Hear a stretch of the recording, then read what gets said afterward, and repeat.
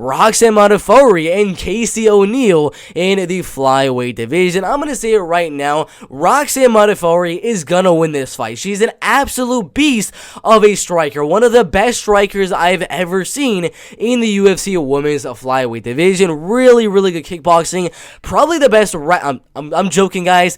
If you cannot tell by now, I am being super sarcastic with Roxanne Modafferi right here. Of course, Casey O'Neill is going to win the fight. I mean, Roxanne Modafferi, the only fight she's really winning in her UFC career is Andrea Lee, who I would not really say is the best girl here in the women's flyweight division. She got decent wrestling, decent grappling, decent Muay Thai, things like that, but she's only winning if her opponent gets injured in terms of Macy Barber, or if her opponent has absolutely horrendous takedown defense. Casey O'Neill is not going to get injured, in my opinion. She's got way better striking, way better wrestling, way better grappling, way better ground and pound. She's taller. Actually, she's not going to be taller, but she is pretty lengthy as well. She's just better in every single facet of the game. Casey O'Neill, 8 wins and 0 losses, the 17th best flyweight on Tapology. A lot of ground and pound wins. She's got that TKO win in her second to last fight, if it's going to load, against Shayna Dobson. I believe that was her third to last fight, if I'm getting that right. But she got that TKO win on Shayna Dobson,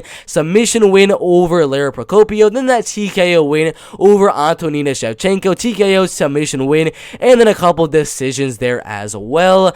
But in this fight, I don't know. I can see a finish. I'm going to be honest with you. I can definitely see a finish because Roxanne Modafferi, she got pretty much dominated in her last two fight. Viviane Araújo went out there, destroyed her with the wrestling and grappling for 3 straight rounds. Taila Santos destroyed her with the wrestling and grappling for 3 straight rounds. But both Taila Santos and Viviane Araújo aren't going out there looking for the finish like Casey O'Neill. Casey O'Neill, every time she goes out there, she is looking for that TKO. She is looking for that submission, and I do believe that Casey O'Neill is that type of girl that might be able to get full mount on Roxanne Modafferi. It's not going to be like she's going to put out cold Roxanne Modafferi. She's not going to submit Roxanne Modafferi or anything like that. It's just she's going to put her in one of those positions like a crucifix, like a full mount, like back control and just laying those shots to the side of the head. She's going to have her in one of those positions like she had Antonina Shevchenko in the last fight, like she had Shayna Dobson in, and she's just going to ground up onto that TKO. A lot of people do think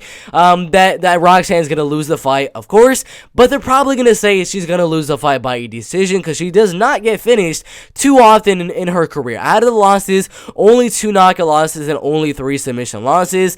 I'm going to add one more tally there to those knockout losses. I do believe that Casey O'Neill is the girl to be able to go out there and finish Roxanne Modafferi on the ground. Way better ground and pound, way better wrestling, and way better grappling. So my prediction here in the UFC women's flyweight division, Casey O'Neill, ground and pound TKO in the second round. Really good fight in the flyweight division.